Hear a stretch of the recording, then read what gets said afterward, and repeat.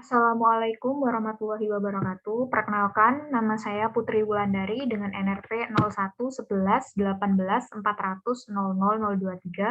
Di sini saya akan mempresentasikan mengenai proyek individu saya pada mata kuliah Fisika Komputasi 2, yaitu optimasi ketebalan kaki termoelektrik generator dengan metode FPA atau Flower Pollination Algorithm.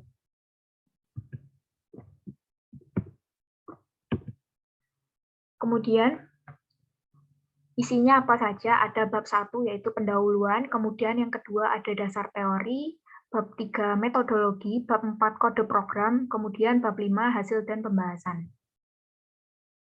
Untuk yang bab pertama yaitu pendahuluan. Pendahuluan sendiri ini berisi latar belakang. Untuk latar belakangnya yaitu pada beberapa dekade terakhir ini, riset mengenai konversi energi itu semakin gencar dilakukan. Yang mana hal tersebut itu dikarenakan kesadaran bahwa sumber daya alam semakin lama itu semakin berkurang. Salah satu solusi dalam menghadapi masalah krisis energi ke depannya ialah dengan bahan termoelektrik. Bahan ini sendiri itu dapat mengkonversi energi panas menjadi energi listrik. Namun untuk saat ini, efisiensi yang dihasilkan dari bahan tersebut itu masih sangat kecil, sehingga untuk saat ini itu belum dapat digunakan dalam kebutuhan rumah tangga sepenuhnya. Untuk mengetahui besar nilai efisiensi dari modul termoelektrik, perlu dihitung secara manual pada saat modul tersebut telah jadi. Dalam pembuatan suatu model termoelektrik itu diperlukan proses yang cukup rumit dan lama. Sehingga untuk mengetahui konfigurasi yang tepat apabila menggunakan cara tersebut akan sangat lama dan biaya yang dikeluarkan itu tidak sedikit. Oleh karena itu, agar dapat menghemat waktu dan biaya, maka dilakukan dengan metode komputasi.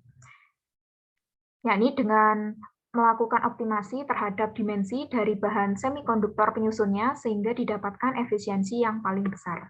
Kemudian untuk rumusan masalahnya sendiri, bagaimana cara mendapatkan nilai optimum efisiensi, daya keluaran, dan arus listrik yang terjadi dengan menggunakan pendekatan komputasi, serta tujuannya adalah untuk memperoleh nilai efisiensi, daya keluaran, dan arus listrik yang terjadi dengan menggunakan pendekatan komputasi.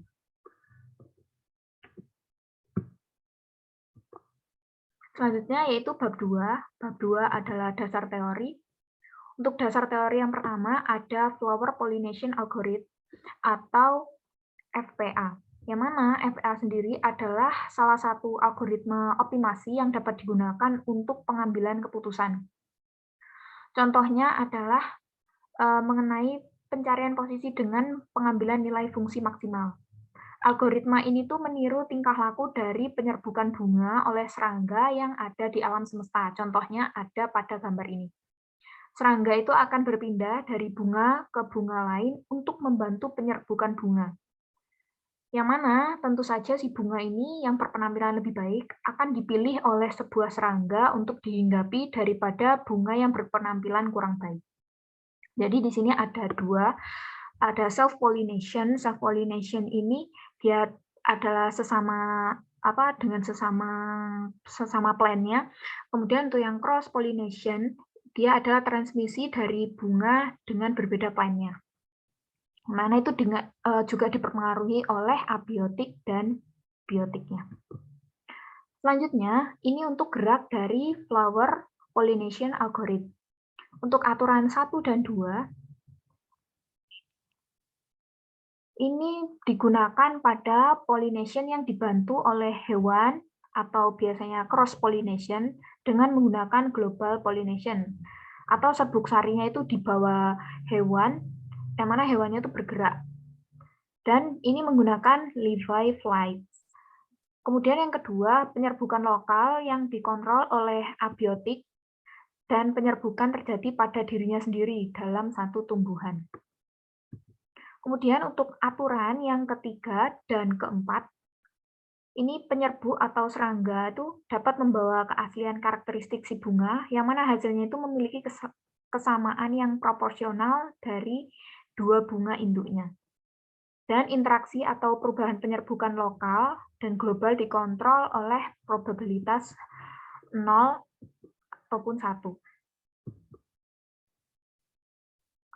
Selanjutnya yaitu langkah-langkah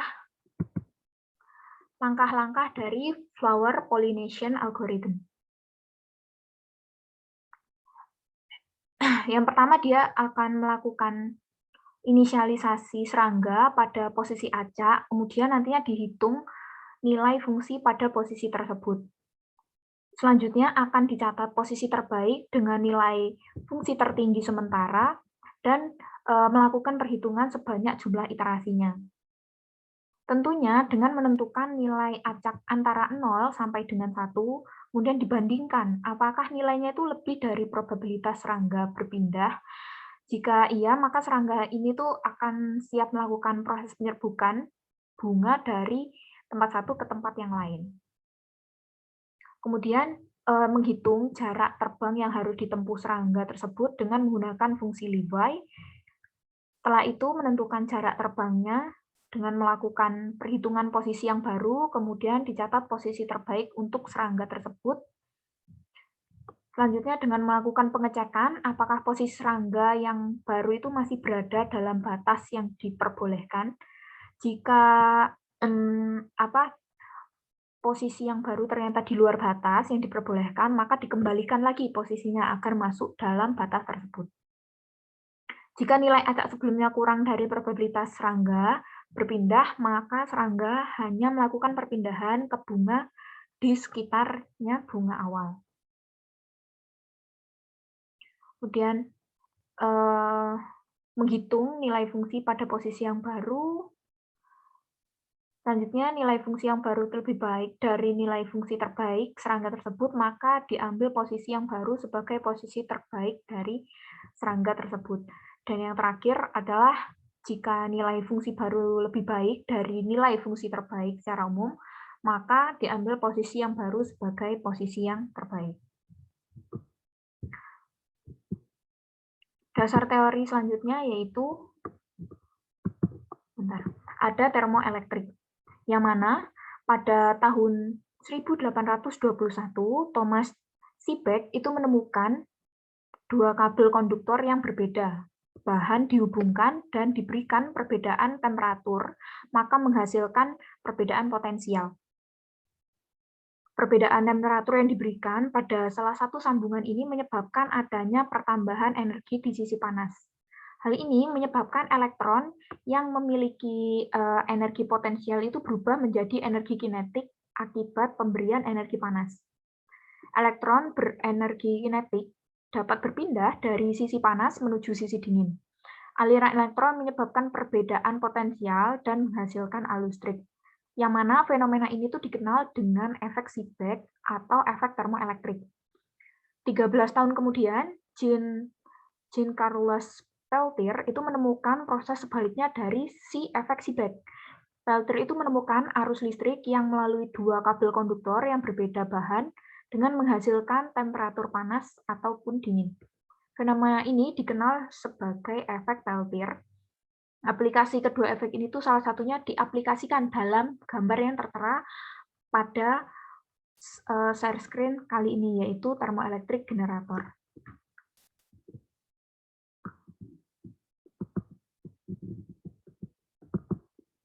Kemudian berikutnya ada figure of merit. Figure of merit sendiri itu merupakan faktor yang berpengaruh dan harus diperhatikan dari suatu bahan semikonduktor penyusun sebuah modul termoelektrik.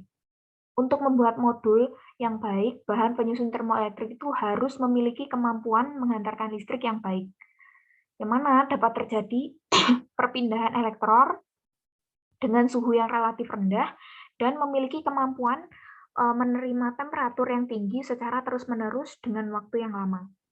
Baik tidaknya modul termoelektrik bergantung dari figure of merit yang dirumuskan pada persamaan kali ini. Kemudian selanjutnya ada resistansi dan konduktansi thermal. Resistansi listrik atau REL sendiri merupakan penjumlahan resistansi pada tiap material tipe P dan tipe N. Dengan resistansi listrik, sendiri merupakan fungsi dari resistivitas bahan ρNP. Ketinggian panjang bahan itu LNP, kemudian luas permukaannya adalah ANP. Yang ditunjukkan pada persamaan 9. Kemudian sama halnya seperti REL atau resistansi listrik, konduktansi termal itu juga merupakan penjumlahan nilai konduktansi dari tiap material. Dengan lambda merupakan konduktivitas termal, maka persamaannya dirubah menjadi persamaan 10. Maaf. Kemudian pada permukaan kotak bahan semikonduktor tipe P dan tipe N dengan lapisan penutupnya, maka terdapat tambahan besar resistansi dan konduktansi termalnya. Jumlah permukaan kontak pada tiap-tiap tipe sebanyak 2, maka dapat dituliskan pada persamaan 11. Selanjutnya, jika AC sama dengan AN, serta AT sama dengan AP, maka untuk seluruh permukaan kotaknya itu berubah menjadi persamaan 12. Sama halnya dengan KNC, maka dapat langsung dituliskan sebagai persamaan 13. Sehingga apabila dikalikan nilai resistansi listrik dengan K-nya, atau konduktansi termal, maka didapatkan persamaan 14. Nah, ini untuk program pada MATLAB. Pada MATLAB-nya yang mana ANAP atau ANAP sendiri adalah luas permukaan. Untuk AN, luas permukaan tipe N, kemudian untuk AP, luas permukaan tipe P.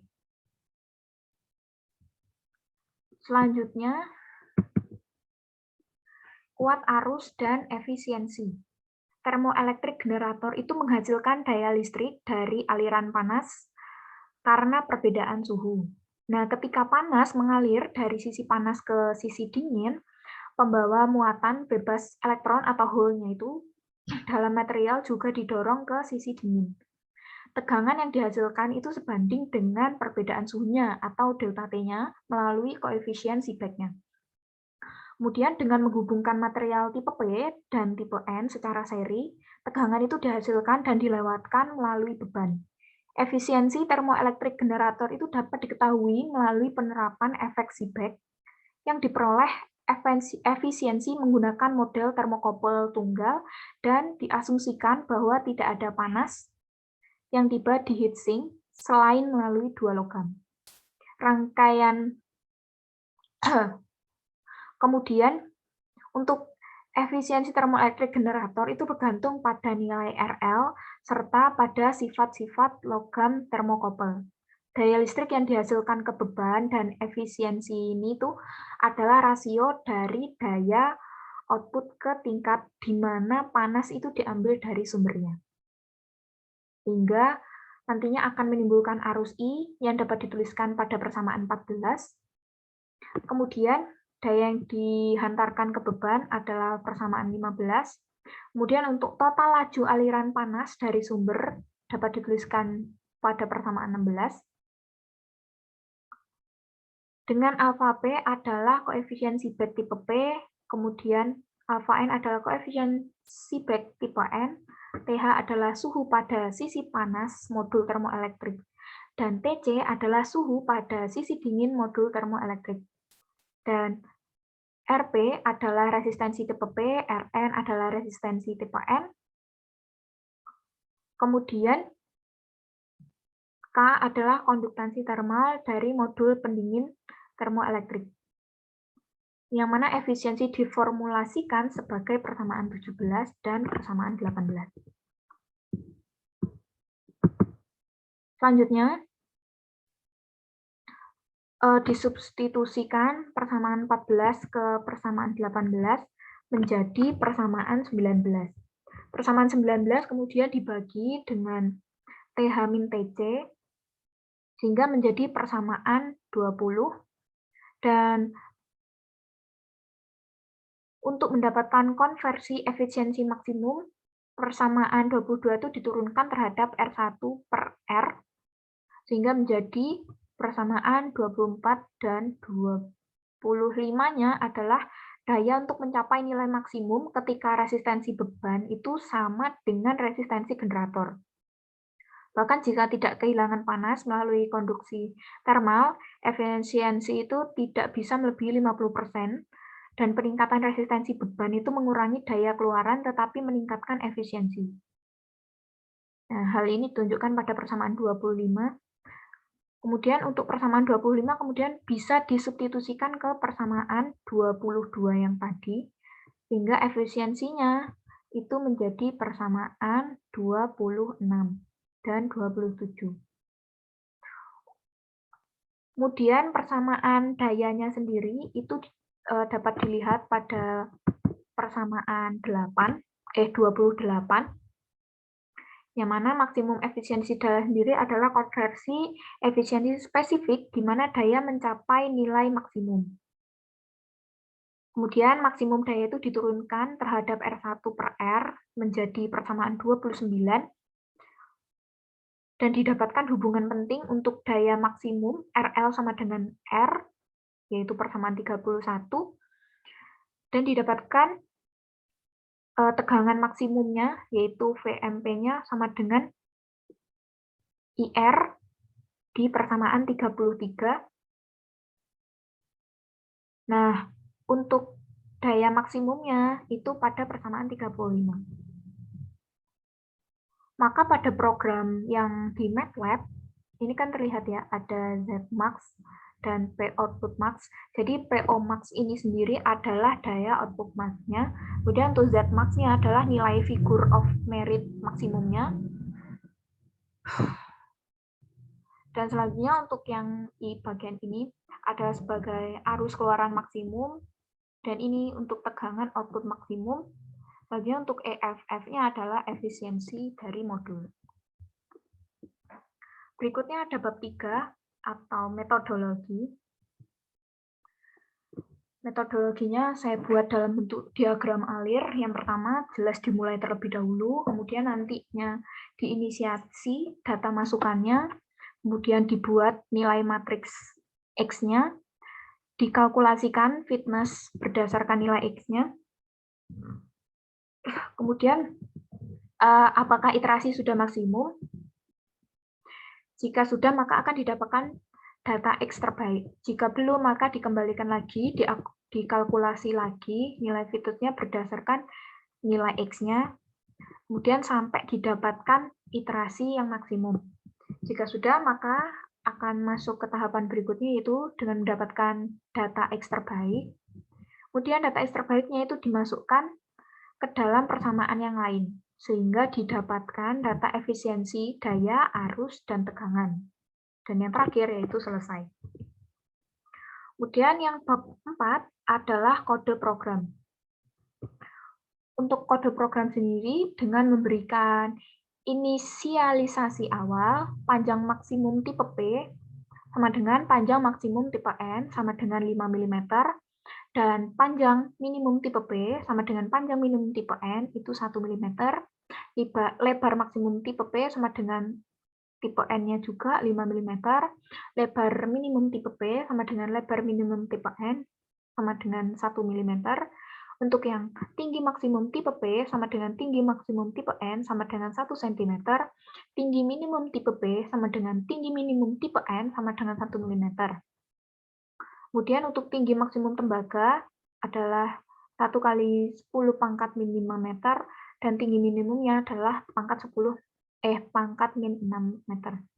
Untuk koefisiensi backnya, SP-nya sebesar 8,8 kali 10 pangkat min 5, SN-nya 6,89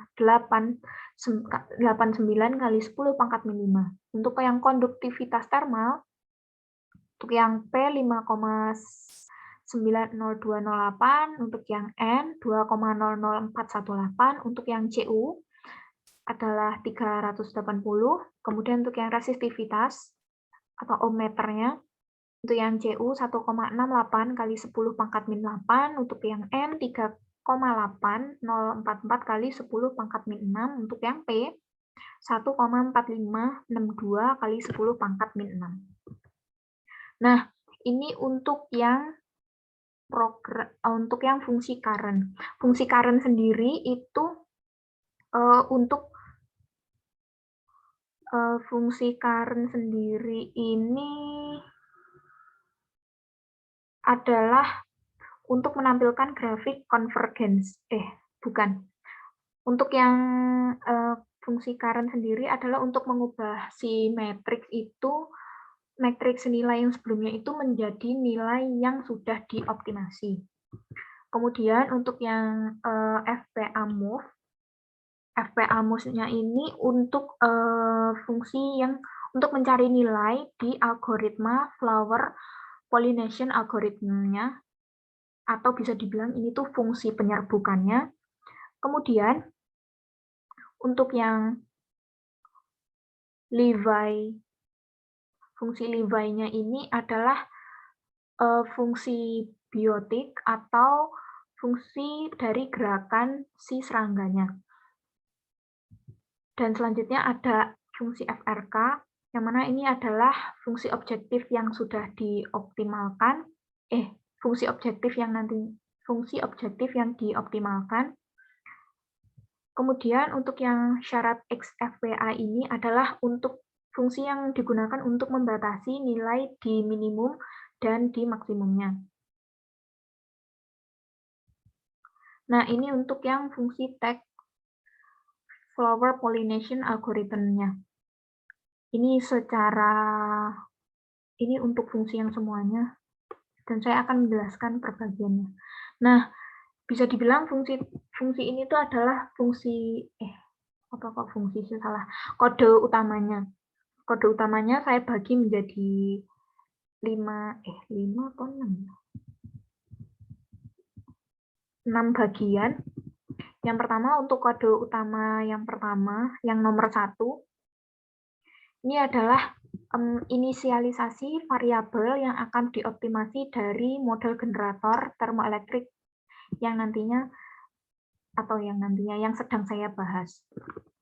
Kemudian untuk kode utama yang kedua, kan ada koefisien Seebeck, konduktivitas termal, resistivitas, kemudian ada temperatur. Nah, ini adalah inisialisasi variabel nilai properti material dari termoelektriknya, baik itu yang Seebeck, termal, resistivitas, dan temperatur. Kemudian untuk kode utama yang ketiga, ini digunakan untuk membuat matriks yang nantinya diolah dengan algoritma dari flower pollination algoritmnya. Ini ada randomnya, kemudian ada dimensinya. Selanjutnya untuk kode utama yang keempat, ini adalah kan ada plot konvergen RK. Jadi ini kode algoritma. Jadi ini tuh kode algoritma flower pollination algorithm yang di FPA. Jadi kode algoritma pada FPA. Kemudian untuk yang kode utama nomor 5, ini adalah karena ini ada hasil akhir ya tulisannya, berarti ini sebagai hasil dari optimasi, yang mana RK min sebagai nilai RK minimum, Zmax sebagai nilai figure of merit maksimumnya, XNP dimensi X tipe P dan tipe N, YNP berarti tipe Y di tipe P dan tipe N, kemudian ZNP berarti di dimensi yang Z, tetapi tipe P dan tipe N, kemudian untuk yang ZCU berarti dimensi Z pada tembaga. Kemudian untuk yang output max, seperti yang sudah saya jelaskan sebelumnya, adalah daya keluaran maksimumnya, untuk I-nya adalah arus keluaran maksimum. Dan V sebagai tegangan output maksimum. Dan untuk EFF adalah efisiensi modul. Nah, ini untuk yang kode utama yang terakhir, ini adalah digunakan untuk menampilkan grafik konvergensinya. Ini untuk plottingannya. Selanjutnya, yaitu bab 5, hasil dan pembahasan. Berdasarkan hasil dan pembahasan, sebenarnya didapatkan banyak nilai pada 5 kali iterasi. Untuk yang saya tampilkan di sini adalah plottingannya saja atau grafik konvergensinya saja. Nah, untuk yang ini terlihat ada grafik konvergensi pada iterasi pertama, kedua, ketiga, keempat, kemudian ada yang kelima. Nah, berdasarkan plottingan ini atau grafik konvergensi ini, 5 iterasi ini tuh konvergensinya tuh terlihat ya, terjadi pada iterasi ke 1000. Oke, ada yang belum saya tambahkan, yaitu pada bagian apa ya, kesimpulannya. Jadi kesimpulannya, tadi sudah saya jelaskan sebenarnya. Berdasarkan plottingan grafik konvergensi yang terlihat pada 5 kali iterasi, itu konvergensinya terjadi pada iterasi ke 1000. Kemudian untuk yang dicari kan ada R-min. R-min itu setelah dirata-rata pada 5 kali iterasi, itu dapatkan 0,001740, untuk yang Z-max-nya 0,1437825, untuk yang XNP-nya 0,002880, untuk YNP-nya 1,500-600, ZNP-nya 0,005920, ZCU-nya 0,058635, untuk yang P output mass-nya 3,761640, untuk yang arusnya dapatkan nilai rata-rata itu sebesar 940.685,000, dan untuk tegangannya 0,009400, dan untuk yang efisiensi modulnya adalah 1,429900, dan lapse time-nya adalah 1687,147 second atau detik. Dan untuk daftar pustakanya sendiri, yang sudah saya jelaskan tadi melalui dasar teori, itu saya ambil dari generator termoelektrik dari Pak Lee yang di Hoboken. Kemudian untuk yang selanjutnya ada dari Pak Mateo, Barry Mateo, itu tentang geometric optimization of thermoelectric elements for maximum efficiency and power output. Dan yang terakhir, untuk yang flower pollination algorithm, itu saya ambil dari materi perkuliahan fisika komputasi 2 di section 15, yang dibuat oleh Bapak Dr. Sungkono. Sekian yang dapat saya sampaikan. Apabila terdapat kesalahan dan kekeliruan, saya mohon maaf sebesar-besarnya, dan kepada Allah saya mohon ampun. Saya akhiri, billahi taufiq wal hidayah. Wassalamualaikum warahmatullahi wabarakatuh.